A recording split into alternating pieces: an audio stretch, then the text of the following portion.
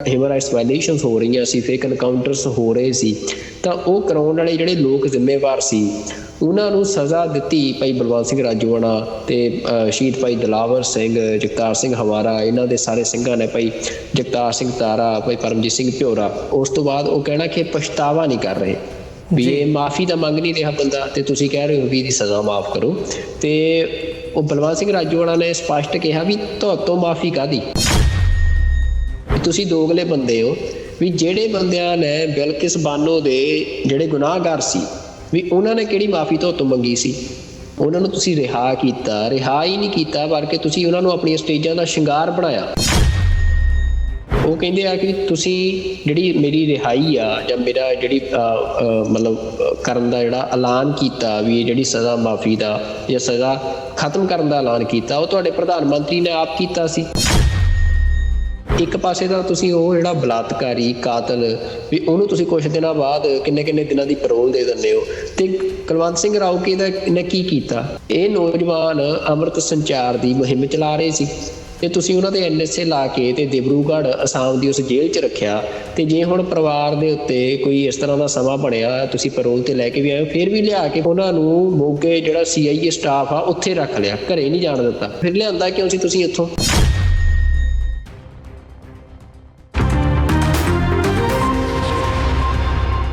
Viewers, break ਤੋਂ ਬਾਅਦ ਤੁਹਾਡਾ ਸਾਰਿਆਂ ਦਾ ਸਵਾਗਤ ਹੈ। ਗੱਲਬਾਤ ਨੂੰ ਅੱਗੇ ਤੋਰਦੇ ਹਾਂ। ਸੁਖਵਿੰਦਰ ਸਿੰਘ ਜੀ, ਹੁਣ ਅਸੀਂ ਗੱਲ ਕਰੀਏ ਪੰਥਕ ਇਸ਼ੂ ਦੀ। ਪਿਛਲੇ ਸਮੇਂ ਦੇ ਵਿੱਚ ਜਦੋਂ ਅਸੀਂ ਦੇਖ ਰਹੇ ਹਾਂ ਇਹ ਸਰਦਾਰ ਬਲਵੰਤ ਸਿੰਘ ਰਾਜੋਆਣਾ ਦੀ ਫਾਂਸੀ ਦਾ ਜਿਹੜਾ ਇਸ਼ੂ ਹੈ ਉਹ ਚਰਚਾ ਦੇ ਵਿੱਚ ਬਣਿਆ ਹੋਇਆ ਹੈ। ਖਾਸ ਤੌਰ 'ਤੇ ਜਦੋਂ ਭਾਰਤ ਦੀ ਪਾਰਲੀਮੈਂਟ ਦੇ ਵਿੱਚ ਬੀਬੀ ਹਰਸਿਮਰਤ ਕੌਰ ਬਾਦਲ ਵੱਲੋਂ ਜਦੋਂ ਇਹ ਮੁੱਦਾ ਚੁੱਕਿਆ ਜਾਂਦਾ ਅਤੇ ਅਮਿਤ ਸ਼ਾਹ ਵੱਲੋਂ ਸਿੱਧਾ ਉਹਨਾਂ ਨੂੰ ਕਰਾਰਾ ਜਿਹਾ ਜਵਾਬ ਦੇ ਕੇ ਬਿਠਾ ਦਿੱਤਾ ਜਾਂਦਾ ਆ ਕਿ ਜਿਹੜਾ ਬੰਦਾ ਮਾफ़ੀ ਨਹੀਂ ਮੰਗ ਸਕਦਾ ਹੈਗਾ, ਜਿਹੜੇ ਬੰਦੇ ਨੂੰ ਆਪਣੇ ਕੀਤੇ ਦਾ ਪਛਤਾਵਾ ਨਹੀਂ ਹੈਗਾ, ਉਹਦੇ ਲਈ ਰਹਿਮ ਕਿਸ ਗੱਲ ਨੂੰ ਲੈ ਕੇ। ਸੋ ਉਹਦੇ 'ਤੇ ਮਤਲਬ ਹੁਣ ਰਿਐਕਸ਼ਨਸ ਅਸੀਂ ਪਿਛਲੇ ਦਿਨਾਂ ਦੇ ਵਿੱਚ ਭਾਈ ਭਿਓਰਾ ਅਤੇ ਭਾਈ ਤਾਰਾ ਵੱਲੋਂ ਵੀ ਉਹਦਾ ਜਵਾਬ ਦਿੱਤਾ ਗਿਆ ਆ। ਉਹਨਾਂ ਦੇ ਵਕੀਲਾਂ ਨੇ ਆ ਕੇ ਬਾਹਰ ਸਪਸ਼ਟ ਕੀਤਾ ਉਹਨਾਂ ਦਾ ਜਵਾਬ। ਅਤੇ ਅੱਜ ਬਲਵੰਤ ਸਿੰਘ ਰਾਜੋਆਣਾ ਵੱਲੋਂ ਵੀ ਇੱਕ ਜਿਹੜੀ ਚਿੱਠੀ ਹੈ ਉਹ ਜਾਰੀ ਕੀਤੀ ਗਈ ਹੈ ਅਮਿਤ ਸ਼ਾਹ ਦੇ ਨਾਂ ਦੇ ਉੱਤੇ। ਉਹਨਾਂ ਨੂੰ ਸਿੱਧਾ ਉਹਨਾਂ ਨੇ ਸ਼ੀਸ਼ਾ ਦਿਖਾਇਆ ਆ ਕਿ ਭਾਈ ਤੁਸੀਂ ਕਿਸ ਕਿਸਮ ਦੀ ਪੋਲਿਸੀ ਜਿਹੜੀ ਹੈ ਉਹ ਲਾਗੂ ਕਰ ਰਹੇ ਹੋ। ਸੋ ਮੈਂ ਥੋੜ੍ਹਾ ਜਿਹਾ ਇਹਦੀਆਂ ਡੀਟੇਲਸ ਵੀ ਅਸੀਂ ਥੋੜ੍ਹਾ ਜਿਹਾ ਇਹਦੇ 'ਤੇ ਡਿਸਕਸ ਕਰੀਏ ਕਿ ਕਿਸ ਕਿਸਮ ਦੀ ਜਿਹੜੀ ਨੀਤੀ ਹੈ ਉਹ ਭਾਰਤ ਵੱਲੋਂ ਜਾਂ ਸਰਕਾਰ ਵੱਲੋਂ ਅਤੇ ਜਿਹੜੇ ਇੰਸਟੀਚਿਊਟ ਹੈਗੇ ਆ ਉਹ ਜੁਡੀਸ਼ਰੀ ਹੋਵੇ, ਅਫਸਰਸ਼ਾਹੀ ਹੋਵੇ ਅਤੇ ਮੀਡੀਆ ਹੋਵੇ ਜਾਂ ਸਿਆਸਤ ਹੋਵੇ, ਸਾਰਿਆਂ ਵੱਲੋਂ ਕਿਸ ਕਿਸਮ ਦੀਆਂ ਗੱਲਾਂ ਕੀਤੀਆਂ ਜਾਂਦੀਆਂ ਨੇ ਜਾਂ ਕਿਸ ਕਿਸਮ ਦੇ ਜਿਹੜੇ ਦੋਹਰੇ ਮਾਪਦੰਡ ਨੇ ਉਹ ਦਿਖਾਏ ਜਾਂਦੇ ਆ, ਜਿਨ੍ਹਾਂ ਦਾ ਜ਼ਿਕਰ ਭਾਈ ਰਾਜੋਆਣਾ ਨੇ ਆਪਣੀ ਚਿੱਠੀ ਦੇ ਵਿੱਚ ਕੀਤਾ। ਬਿਲਕੁਲ ਜੀ, ਇਹ ਜਿਹੜੀ ਚਿੱਠੀ ਆ ਬਲਵੰਤ ਸਿੰਘ ਰਾਜੋਆਣਾ ਹੋਰਾਂ ਦੀ ਜਿਹੜੀ ਅਮਿਤ ਸ਼ਾਹ ਨੂੰ ਲਿਖੀ ਗਈ ਆ, ਇਹਦੇ 'ਚ ਉਹਨਾਂ ਨੇ ਇਸ ਗੱਲ ਦੇ ਉੱਤੇ ਫੋਕਸ ਕੀਤਾ ਹੈ ਕਿ ਜਿਹੜੀ ਗੱਲ ਤੁਸੀਂ ਕਰਦੇ ਹੋ ਸੰਵਿਧਾਨ ਦੀ, ਕਾਨੂੰਨ ਦੀ, ਜਾਂ ਮਤਲਬ ਅਸੀਂ ਕਹੀਏ ਵੀ ਔਰਤਾਂ ਦੀ ਰਾਖੀ ਦੀ, ਹੋਰ ਸਾਰੇ ਮਤਲਬ ਗੱਲਾਂ ਨੂੰ ਕੋਟ ਕੀਤਾ ਵੀ ਇਹ ਤੁਸੀਂ ਦੋਗਲੇ ਹੋ। ਬੇਸਿਕਲੀ ਇਹ ਜਿਹੜੀ ਚਿੱਠੀ ਆ ਬਲਵੰਤ ਸਿੰਘ ਰਾਜੋਆਣਾ ਦੀ ਉਹ ਇਹੀ ਕਹਿਣਾ ਚਾਹੁੰਦੀ ਆ ਕਿ ਜਿਹੜੇ ਤੁਸੀਂ ਅਮਿਤ ਸ਼ਾਹ ਆ ਜਾਂ ਇੰਡੀਆ ਦੇ ਸਾਰੇ ਇਹ ਪੋਲੀਟੀਸ਼ੀਅਨ ਨੇ ਜਾਂ ਇੰਡੀਅਨ ਸਿਸਟਮ ਆ, ਇਹ ਦੋਗਲਾ ਆ। ਇਹ ਇੱਕ ਅੱਖ ਨਾਲ ਨਹੀਂ ਦੇਖਦਾ ਸਾਰਿਆਂ ਨੂੰ, ਜਿਹਦੇ ਵਿੱਚੋਂ ਹੀ ਇਹ ਸਿੱਖ ਜਿਹੜੇ ਆ, ਸਿੱਖਾਂ ਦੀ ਆਜ਼ਾਦੀ ਦੀ ਇੱਛਾ ਜਿਹੜੀ ਆ ਉਹ ਪ੍ਰਬਲ ਹੋਈ। ਫਿਰ ਵੀ ਜਦੋਂ ਭਾਰਤੀ ਨਿਜ਼ਾਮ ਜਿਹੜਾ ਆ ਵੀ 1947 ਦੇ ਵਿੱਚ ਸਿੱਖਾਂ ਨੇ ਆਪਣੀ ਮਤਲਬ ਮੈਨੂੰ ਲੱਗਦਾ ਵੀ ਤੁਸੀਂ ਮਤਲਬ ਅੰਦਾਜ਼ਾ ਨਹੀਂ ਲਾ ਸਕਦੇ ਕਿੰਨੀ ਫਰਟਾਈਲ ਲੈਂਡ ਸੀ ਉਹ ਪਾਕਿਸਤਾਨ ਦੇ ਵਿੱਚ ਜਿਹੜੀ ਰਹਿ ਗਈ। ਅਤੇ ਸਿੱਖਾਂ ਦੇ ਜਾਨੋਂ ਪਿਆਰੇ ਗੁਰਧਾਮ ਸਾਰਾ ਕੁਛ ਛੱਡ ਕੇ ਸਿੱਖ ਇਸ ਪਾਸੇ ਆਏ, ਆਪਣੇ ਲੱਖਾਂ ਲੋਕਾਂ ਨੂੰ ਕਤਲ ਕਰਵਾ ਕੇ। ਅਤੇ ਇੱਥੇ ਆ ਕੇ ਫਿਰ ਸਿੱਖਾਂ ਨੂੰ ਜਿਹੜਾ ਉਹ ਮਤਲਬ ਇਹ ਭਾਰਤ ਦਾ ਜਿਹੜਾ ਦੋਗਲਾ ਚਿਹਰਾ ਜਦੋਂ ਉਹ ਦਿਖਿਆ ਅਤੇ ਫਿਰ ਸਿੱਖਾਂ ਦੀ ਉਹ ਸਟਰਗਲ ਸ਼ੁਰੂ ਹੋਈ ਵੀ ਨਹੀਂ, ਸਾਡਾ ਭਾਰਤ ਦੇ ਨਾਲ ਰਹਿ ਕੇ ਗੁਜ਼ਾਰਾ ਨਹੀਂ। ਫਿਰ 84 ਤੱਕ ਆਉਂਦਿਆਂ ਇਹ ਸਪਸ਼ਟ ਹੋ ਗਿਆ ਵੀ ਜਿਹੜਾ ਇਹ ਮੁਲਕ ਆ ਇਹ ਸਾਨੂੰ ਸਾਡੇ ਕਤਲੇਆਮ ਤੱਕ ਕਰਨ ਤੱਕ ਜਾ ਸਕਦਾ ਹੈ। ਅਤੇ ਉਸ ਤੋਂ ਬਾਅਦ ਸਿੱਖਾਂ ਨੇ ਆਪਣਾ ਨਿਸ਼ਾਨਾ ਖਾਲਿਸਤਾਨ ਤੈਅ ਕਰ ਲਿਆ, ਕੰਪਲੀਟ ਸੋਵਰੈਨਿਟੀ ਤੈਅ ਕਰ ਲਿਆ। ਅਤੇ ਉਸੇ ਮੂਵਮੈਂਟ ਦੇ ਵਿੱਚ ਚੱਲਦਿਆਂ ਫਿਰ ਹੁਣ ਜਦੋਂ ਗੱਲ ਹੋਈ ਵੀ ਜੋ ਸਿੱਖਾਂ ਦੇ ਉੱਤੇ ਉਦੋਂ ਐਕਸਟਰਾ ਜੁਡੀਸ਼ੀਅਲ ਕਿਲਿੰਗ ਸਿੱਖਾਂ ਦੀਆਂ ਹੋ ਰਹੀਆਂ ਸੀ, ਜਿਵੇਂ ਹਿਊਮਨ ਰਾਈਟਸ ਵਾਇਲੇਸ਼ਨਸ ਹੋ ਰਹੀਆਂ ਸੀ, ਫੇਕ ਐਨਕਾਊਂਟਰਸ ਹੋ ਰਹੇ ਸੀ, ਤਾਂ ਉਹ ਕਰਾਉਣ ਵਾਲੇ ਜਿਹੜੇ ਲੋਕ ਜ਼ਿੰਮੇਵਾਰ ਸੀ ਉਹਨਾਂ ਨੂੰ ਸਜ਼ਾ ਦਿੱਤੀ ਭਾਈ ਬਲਵੰਤ ਸਿੰਘ ਰਾਜੋਆਣਾ ਤੇ ਸ਼ਹੀਦ ਭਾਈ ਦਿਲਾਵਰ ਸਿੰਘ, ਜਗਤਾਰ ਸਿੰਘ ਹਵਾਰਾ, ਇਹਨਾਂ ਦੇ ਸਾਰੇ ਸਿੰਘਾਂ ਨੇ, ਭਾਈ ਜਗਤਾਰ ਸਿੰਘ ਤਾਰਾ, ਭਾਈ ਪਰਮਜੀਤ ਸਿੰਘ ਭਿਓਰਾ। ਤੇ ਹੁਣ ਮਤਲਬ ਉਹ ਫਾਂਸੀ ਰੱਦ ਹੋਈ ਤੇ ਉਸ ਤੋਂ ਬਾਅਦ ਉਹ ਕਹਿਣਾ ਕਿ ਪਛਤਾਵਾ ਨਹੀਂ ਕਰ ਰਹੇ ਵੀ ਇਹ ਮਾਫੀ ਤਾਂ ਮੰਗ ਨਹੀਂ ਰਿਹਾ ਬੰਦਾ, ਤੇ ਤੁਸੀਂ ਕਹਿ ਰਹੇ ਹੋ ਵੀ ਇਹਦੀ ਸਜ਼ਾ ਮਾਫ ਕਰੋ। ਤੇ ਉਹ ਬਲਵੰਤ ਸਿੰਘ ਰਾਜੋਆਣਾ ਨੇ ਸਪਸ਼ਟ ਕਿਹਾ ਵੀ ਤੁਹਾਤੋਂ ਮਾਫੀ ਕਾਹਦੀ, ਵੀ ਤੁਸੀਂ ਦੋਗਲੇ ਬੰਦੇ ਹੋ। ਵੀ ਜਿਹੜੇ ਬੰਦਿਆਂ ਨੇ ਬਿਲਕਿਸ ਬਾਨੋ ਦੇ ਜਿਹੜੇ ਗੁਨਾਹਗਾਰ ਸੀ, ਵੀ ਉਹਨਾਂ ਨੇ ਕਿਹੜੀ ਮਾਫੀ ਤੁਹਾਤੋਂ ਮੰਗੀ ਸੀ? ਉਹਨਾਂ ਨੂੰ ਤੁਸੀਂ ਰਿਹਾ ਕੀਤਾ, ਰਿਹਾ ਹੀ ਨਹੀਂ ਕੀਤਾ, ਬਲਕਿ ਤੁਸੀਂ ਉਹਨਾਂ ਨੂੰ ਆਪਣੀਆਂ ਸਟੇਜਾਂ ਦਾ ਸ਼ਿੰਗਾਰ ਬਣਾਇਆ। ਵੀ ਤੁਸੀਂ ਉਹਨਾਂ ਦੇ ਮਤਲਬ ਤੁਸੀਂ ਉਹਨਾਂ ਨੂੰ ਦੇਖਿਆ ਕਿਵੇਂ ਲੋਕਾਂ ਨੇ ਜਿਹੜੇ ਬਿਲਕਿਸ ਬਾਨੋ ਦੇ ਗੁਨਾਹਗਾਰ ਸੀ ਉਹਨਾਂ ਨੂੰ ਕਿਵੇਂ ਜਿਹੜੀ ਬੀਜੇਪੀ ਆ, ਭਾਜਪਾ ਆ, ਉਹ ਆਪਣੀਆਂ ਸਟੇਜਾਂ ਦੇ ਉੱਤੇ ਉਹਨਾਂ ਦਾ ਸਤਿਕਾਰ ਕਰਦੀ ਨਜ਼ਰ ਆਈ। ਤੇ ਇਸ ਤੋਂ ਇਲਾਵਾ ਵੀ ਉਹ ਕਹਿੰਦੇ ਆ ਕਿ ਤੁਸੀਂ ਜਿਹੜੀ ਮੇਰੀ ਰਿਹਾਈ ਆ ਜਾਂ ਮੇਰਾ ਜਿਹੜੀ ਮਤਲਬ ਕਰਨ ਦਾ ਜਿਹੜਾ ਐਲਾਨ ਕੀਤਾ ਵੀ ਇਹ ਜਿਹੜੀ ਸਜ਼ਾ ਮਾਫੀ ਦਾ ਜਾਂ ਸਜ਼ਾ ਖਤਮ ਕਰਨ ਦਾ ਐਲਾਨ ਕੀਤਾ, ਉਹ ਤੁਹਾਡੇ ਪ੍ਰਧਾਨ ਮੰਤਰੀ ਨੇ ਆਪ ਕੀਤਾ ਸੀ। ਮਤਲਬ ਉਹ ਉਹਨਾਂ ਨੂੰ ਯਾਦ ਕਰਾਇਆ। ਤੇ ਇਸ ਤੋਂ ਇਲਾਵਾ ਜਿਹੜਾ ਇੱਥੇ ਹੋਰ ਕਿੰਨੀਆਂ ਮਤਲਬ ਇਹ ਕਾਫੀ ਵੱਡੀ ਚਿੱਠੀ ਆ, ਮੈਂ ਦੇਖ ਰਿਹਾ ਵੀ ਇਹਦੇ ਵਿੱਚ ਉਹਨਾਂ ਨੇ ਸਾਰੇ ਜਿਹੜੇ ਦੋਹਰੇ ਮਾਪਦੰਡ ਨੇ ਭਾਰਤੀ ਜੁਡੀਸ਼ਰੀ ਦੇ ਜਾਂ ਇੰਡੀਅਨ ਪੋਲੀਟੀਕਲ ਸਿਸਟਮ ਦੇ, ਉਹਨਾਂ ਸਾਰਿਆਂ ਦਾ ਹੀ ਜ਼ਿਕਰ ਕੀਤਾ।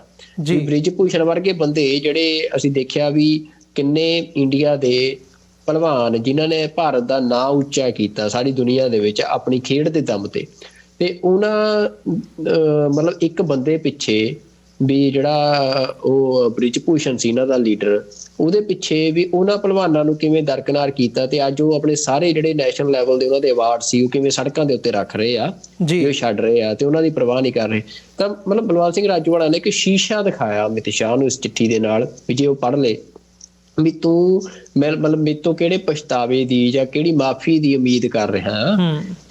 ਇੱਕ ਪਾਸੇ ਤਾਂ ਮੋਦੀ ਇਹ ਗੱਲ ਕਹਿੰਦਾ ਆ ਵੀ ਪਾਰਲੀਮੈਂਟ ਦੇ ਵਿੱਚ ਖੜ ਕੇ ਵੀ 1984 ਦੇ ਵਿੱਚ ਜਿਹੜਾ ਕਾਂਗਰਸ ਨੇ ਹਮਲਾ ਕੀਤਾ ਸੀ ਦਰਬਾਰ ਸਾਹਿਬ ਦੇ ਉੱਤੇ ਵੀ ਉਹ ਗਲਤ ਸੀ ਜਾਂ ਉਹਦੇ ਵਿੱਚ ਹਜ਼ਾਰਾਂ ਜਿਹੜੇ ਨਿਰਦੋਸ਼ ਸਿੱਖਾਂ ਦਾ ਕਤਲ ਹੋਇਆ ਸੀ। ਤੇ ਦੂਜੇ ਪਾਸੇ ਤੁਸੀਂ ਕਾਂਗਰਸ ਦੇ ਜਿਹੜੇ ਉਹ ਕਾਤਲ ਸੀ ਮਤਲਬ ਸਿੱਖਾਂ ਨੂੰ ਜੇਲ੍ਹਾਂ ਦੇ ਵਿੱਚ ਰੱਖ ਕੇ ਤੇ ਉਹ ਸਾਰੇ ਐਕਟਸ ਦੀ ਪੁਸ਼ਤਪਨਾਹੀ ਕਰ ਰਹੇ ਹੋ ਵੀ ਜੋ ਸਿੱਖਾਂ ਦੇ ਉੱਤੇ ਜ਼ੁਲਮ ਹੋਏ ਆ। ਤੇ ਇਹ ਮਤਲਬ ਜਿਹੜੀ ਬਲਵੰਤ ਸਿੰਘ ਰਾਜੋਆਣਾ ਦਾ ਇਹ ਮਤਲਬ ਸੁਨੇਹਾ ਆ, ਇਹ ਬਿਲਕੁਲ ਇੰਡੀਆ ਦੀ ਜੁਡੀਸ਼ਰੀ ਦਾ ਜਿਹੜਾ ਦੋਗਲਾ ਚਿਹਰਾ ਆ ਉਹਨੂੰ ਨੰਗਾ ਕਰਦਾ। ਪਰ ਇਹ ਕੋਈ ਪਹਿਲੀ ਵਾਰ ਤਾਂ ਹੈ ਨਹੀਂ। ਮਤਲਬ ਮਸਲਾ ਇਹ ਆ ਵੀ ਇੰਡੀਅਨ ਜਿਹੜਾ ਸਿਸਟਮ ਆ ਉਹਦਾ ਸਿੱਖਾਂ ਬਾਰੇ ਜਿਹੜਾ ਰਵੱਈਆ ਆ ਇਹ ਮਤਲਬ ਅਸੀਂ ਪਹਿਲਾਂ ਜਿਹੜਾ ਟੌਪਿਕ ਡਿਸਕਸ ਕੀਤਾ ਜੈ ਸ਼ੰਕਰ ਦੀ ਸਟੇਟਮੈਂਟ ਤੋਂ ਲੈ ਕੇ ਕਿ ਉਹ ਕਹਿੰਦਾ ਵੀ ਕੈਨੇਡਾ ਨਾਲ ਸਾਨੂੰ ਸਮੱਸਿਆ ਇਹ ਹੈ ਵੀ ਬਸ ਉਹ ਸਿੱਖਾਂ ਨੂੰ ਥਾਂ ਦਿੰਦਾ ਆ ਜੀ। ਤੇ ਇੱਥੇ ਮਤਲਬ ਉਹੀ ਆ ਵੀ ਸਿੱਖਾਂ ਦੇ ਨਾਲ ਭਾਰਤ ਦੇ ਵਿੱਚ ਜਦੋਂ ਤੁਸੀਂ ਨਿਆਂ ਦੀ, ਜਸਟਿਸ ਦੀ ਗੱਲ ਕਰਨੀ ਹੁੰਦੀ ਆ ਤਾਂ ਇੱਕ ਪਾਸੇ ਜਿਹੜੇ ਗੁਰਮੀਤ ਰਾਮ ਰਹੀਮ ਵਰਗੇ ਬੰਦੇ ਆ ਜਿਹੜੇ ਕਿ ਜਿਨ੍ਹਾਂ ਨੇ ਐਡੇ ਮਤਲਬ ਤੁਸੀਂ ਕਹਿ ਸਕਦੇ ਹੋ ਕਿ ਬੇਹੁਦਾ ਜ਼ੁਰਮ ਕੀਤੇ, ਜਿਨ੍ਹਾਂ ਨੇ ਬੰਦੇ ਮਾਰਨ ਤੋਂ ਲੈ ਕੇ ਬਲਾਤਕਾਰ ਤੱਕ ਕੀਤੇ ਆਪਣੇ ਧਰਮ ਦਾ ਚੋਲਾ ਪਾ ਕੇ, ਤੇ ਉਹਨਾਂ ਬੰਦਿਆਂ ਨੂੰ ਤੁਸੀਂ ਮਤਲਬ ਪਰੋਲ ਦਿੰਦੇ ਹੋ ਤੇ ਹਾਈ ਪ੍ਰੋਫਾਈਲ ਤੁਸੀਂ ਇੱਕ ਮਤਲਬ VIP ਟ੍ਰੀਟਮੈਂਟ ਦਿੰਦੇ ਹੋ ਉਹਨਾਂ ਬੰਦਿਆਂ ਨੂੰ। ਤੇ ਮਤਲਬ ਤੁਸੀਂ ਦੇਖਿਆ ਵੀ ਕਿੰਨੇ ਦਿਨਾਂ ਦੀ ਉਹਨੂੰ ਪਰੋਲ ਮਿਲਦੀ ਆ। ਤੇ ਦੂਜੇ ਪਾਸੇ ਆ ਜਿਹੜਾ ਹੁਣ ਅੰਮ੍ਰਿਤਪਾਲ ਸਿੰਘ ਤੇ ਦੇ ਨਾਲ ਉਹਨਾਂ ਦੇ ਸਾਥੀ ਸੀ ਆਪਣਾ ਕੁਲਵੰਤ ਸਿੰਘ ਰਾਓਕੇ, ਉਹਨਾਂ ਦੀ ਖਬਰ ਆ ਰਹੀ ਹੈ ਪਰੋਲ ਦੀ। ਕੁਲਵੰਤ ਸਿੰਘ ਰਾਓਕੇ ਨੂੰ ਉਹਨਾਂ ਦੇ ਚਾਚਾ ਜੀ ਦੀ ਡੈਥ ਹੋਈ ਤੇ ਉਹਨਾਂ ਦੇ ਸੰਸਕਾਰ ਲਈ ਪਰੋਲ ਜਿਹੜੀ ਆ ਉਹਨਾਂ ਨੇ ਅਪਲਾਈ ਕੀਤੀ ਤੇ ਜੇ ਪਰੋਲ ਮਿਲੀ ਵੀ ਤਾਂ ਹੁਣ ਇਹ ਆ ਵੀ ਪਰੋਲ ਤੇ ਲਿਆ ਕੇ ਉਹਨਾਂ ਨੂੰ ਮੋਗੇ ਜਿਹੜਾ CIA ਸਟਾਫ ਆ ਉੱਥੇ ਰੱਖ ਲਿਆ, ਘਰੇ ਨਹੀਂ ਜਾਣ ਦਿੱਤਾ ਜੀ, ਸੰਸਕਾਰ ਤੇ ਨਹੀਂ ਜਾਣ ਦਿੱਤਾ। ਮਤਲਬ ਪਰਿਵਾਰ ਨੂੰ ਕਹਿ ਦਿੱਤਾ ਕਿ ਜੇ ਤੁਸੀਂ ਮਿਲਣਾ ਤਾਂ ਇੱਥੇ ਆ ਕੇ ਮਿਲ ਲਓ। ਤੇ ਉਸ ਤੋਂ ਬਾਅਦ ਇਹ ਕਿਹਾ ਜਾ ਰਿਹਾ ਕਿ ਜਦੋਂ ਭੋਗ ਆ ਮਤਲਬ ਭੋਗ ਵਾਲੇ ਦਿਨ ਜਿਹੜਾ ਆ ਉਹਨਾਂ ਨੂੰ ਉੱਥੇ ਘਰੇ ਲਿਜਾਇਆ ਜਾਊਗਾ। ਉਹ ਵੀ ਲਿਜਾਉਂਦੇ ਆ ਜਾਂ ਨਹੀਂ ਲਿਜਾਉਂਦੇ ਗੱਲ ਬਾਅਦ ਦੀ ਆ।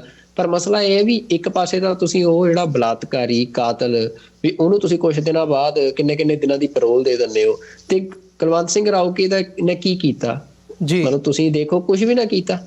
ਇਹ ਨੌਜਵਾਨ ਅੰਮ੍ਰਿਤ ਸੰਚਾਰ ਦੀ ਮੁਹਿੰਮ ਚਲਾ ਰਹੇ ਸੀ ਤੇ ਤੁਸੀਂ ਉਹਨਾਂ ਤੇ NSA ਲਾ ਕੇ ਤੇ ਦਿਬਰੂਗੜ੍ਹ ਅਸਾਮ ਦੀ ਉਸ ਜੇਲ੍ਹ 'ਚ ਰੱਖਿਆ। ਤੇ ਜੇ ਹੁਣ ਪਰਿਵਾਰ ਦੇ ਉੱਤੇ ਕੋਈ ਇਸ ਤਰ੍ਹਾਂ ਦਾ ਸਮਾਂ ਬਣਿਆ ਤੁਸੀਂ ਪਰੋਲ ਤੇ ਲੈ ਕੇ ਵੀ ਆਏ ਫਿਰ ਵੀ ਲਿਆ ਕੇ ਫਿਰ ਲਿਆਂਦਾ ਕਿਉਂ ਸੀ ਤੁਸੀਂ ਇੱਥੋਂ ਅਸਾਮ ਤੋਂ?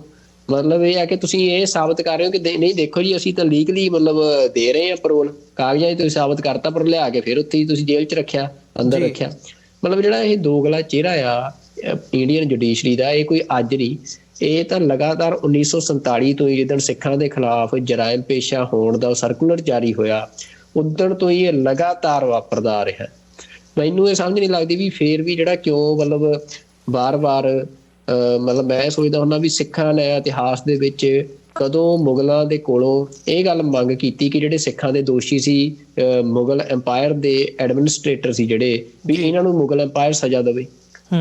ਮਤਲਬ ਇਹ ਕਦੇ ਨਹੀਂ ਵਾਪਰਿਆ। ਪਰ ਅੱਜ ਜਿਹੜੀ ਸਿੱਖਾਂ ਦੀ ਸਾਰੀ ਜੱਦੋ-ਜਹਿਦ ਆ ਉਹ ਇਸ ਗੱਲ ਦੇ ਉੱਤੇ ਕੇਂਦਰਿਤ ਕਰ ਦਿੱਤੀ ਜਾਂਦੀ ਹੈ। ਇੱਕ ਨੈਰੇਟਿਵ ਸਿਰ ਦਿੱਤਾ ਜਾਂਦਾ ਵੀ ਜਿਹੜਾ ਤੁਹਾਨੂੰ ਕੁੱਟਣ ਵਾਲਾ ਆ, ਜਿਹੜਾ ਤੁਹਾਨੂੰ ਮਾਰਨ ਵਾਲਾ ਆ, ਫਿਰ ਤੁਸੀਂ ਉਹਦੇ ਕੋਲ ਆ ਕੇ ਅਪੀਲ ਕਰਤਾ ਬਣੋ ਵੀ ਜੀ ਸਾਨੂੰ ਇਨਸਾਫ ਦਿਓ ਜੀ। 1984 ਤੋਂ ਬਾਅਦ ਲਗਾਤਾਰ ਸਿੱਖ ਕੌਮ ਦਾ ਇੱਕ ਵੱਡਾ ਹਿੱਸਾ ਆ ਤੇ ਇੱਕ ਵੱਡਾ ਸਰਮਾਇਆ ਜਿਹੜਾ ਆ ਉਹ ਇਸੇ ਸਟਰਗਲ 'ਚ ਲੱਗਿਆ ਹੋਇਆ ਵੀ ਜੀ ਸਾਨੂੰ ਇਨਸਾਫ ਦਿਓ।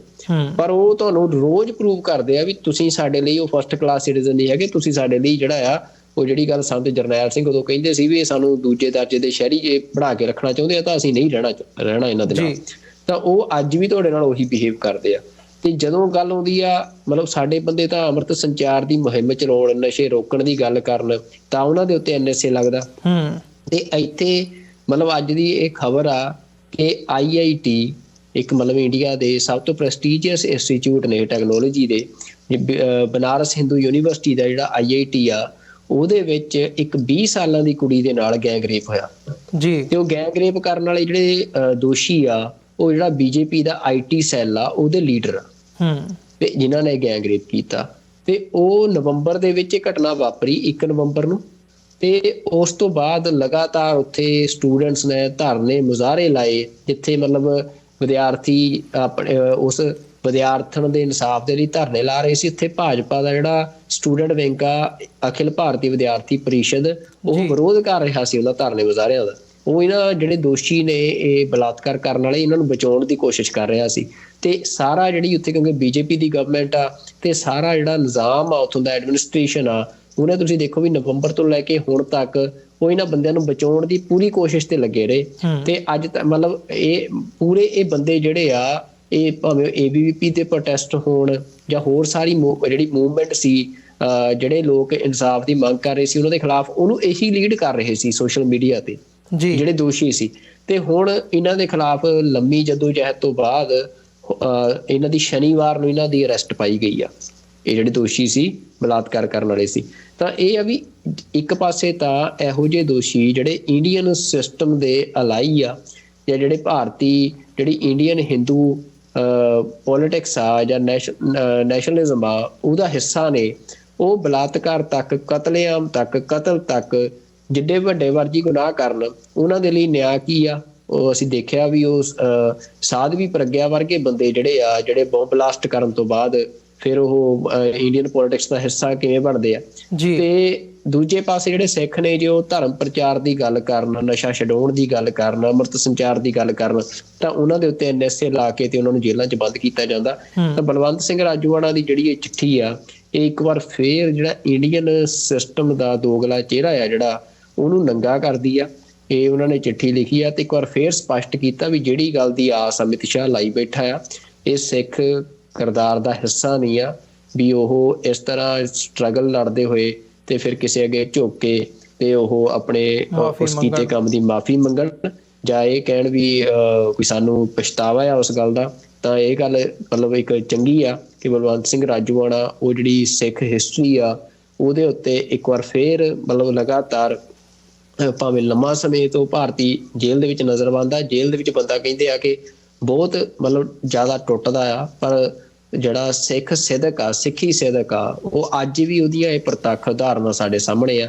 ਤੇ ਅਰਦਾਸ ਸਮੁੱਚੇ ਖਾਲਸਾ ਪੰਥ ਨੂੰ ਕਰਨੀ ਚਾਹੀਦੀ ਆ ਕਿ ਸੰਘਰਸ਼ ਚੱਲ ਰਿਹਾ ਆ ਤੇ ਇਹ ਜਿਹੜਾ ਸੰਘਰਸ਼ ਦੇ ਚੱਲਦੇ ਸੰਘਰਸ਼ ਦੇ ਵਿੱਚ ਜਿਹੜੇ ਇਹ ਜੁਝਾਰੂ ਨੇ, ਯੋਧੇ ਨੇ, ਉਹਨਾਂ ਦੇ ਉੱਤੇ ਗੁਰੂ ਪਾਤਸ਼ਾਹ ਕਿਰਪਾ ਕਰਨ ਤੇ ਉਹ ਆਪਣੇ ਸਿਦਕ ਦੇ ਉੱਤੇ ਇਸੇ ਤਰ੍ਹਾਂ ਕਾਇਮ ਰਹਿਣ। ਜੀ ਬਿਲਕੁਲ ਸੁਖਵਿੰਦਰ ਸਿੰਘ ਜੀ, ਜਿਵੇਂ ਤੁਸੀਂ ਗੱਲ ਕੀਤੀ ਹੈ, ਇੱਥੇ ਇੱਕ ਇਹ ਗੱਲ ਜ਼ਰੂਰ ਸਮਝਣ ਦੀ ਲੋੜ ਹੈ ਵੀ ਜਦੋਂ ਅਸੀਂ ਇਹ ਸਾਰੇ ਨੈਰੇਟਿਵ ਦਾ ਜਾਂ ਇਹ ਬਿਰਤਾਂਤ ਜਿਹੜਾ ਸਿਰਜਿਆ ਜਾਂਦਾ, ਅਸੀਂ ਉਹਦਾ ਪ੍ਰਭਾਵ ਕਿਉਂ ਕਬੂਲਦੇ ਹਾਂ? ਸਾਡੀ ਜਿਹੜੀ ਮਾਨਸਿਕਤਾ ਆ ਉਹ ਕਿੱਥੇ ਖੜੀ ਹੈ? ਜਦੋਂ ਮਤਲਬ ਜਿਸ ਕਿਸਮ ਦੀ ਅਸੀਂ ਗੱਲ ਕਰਦੇ ਹਾਂ ਅੰਮ੍ਰਿਤਪਾਲ ਸਿੰਘ ਹੋਰਾਂ ਦੀ ਜਾਂ ਬਾਕੀਆਂ ਦੀ, ਜਿਨ੍ਹਾਂ 'ਤੇ ਸਰਕਾਰੀ ਤਸ਼ੱਦਦ ਹੁੰਦਾ, ਪਰ ਜਿਸ ਕਿਸਮ ਦਾ ਨੈਰੇਟਿਵ ਸਟੇਟ ਵੱਲੋਂ ਤੇ ਮੀਡੀਆ ਵੱਲੋਂ ਫੈਲਾਇਆ ਜਾਂਦਾ, ਸਾਡੀ ਕਿਹੜੀ ਮਾਨਸਿਕਤਾ ਜਿਹਦੇ ਥੱਲੇ ਅਸੀਂ ਉਹ ਨੈਰੇਟਿਵ ਨੂੰ ਕਬੂਲ ਕਰਦੇ ਹਾਂ?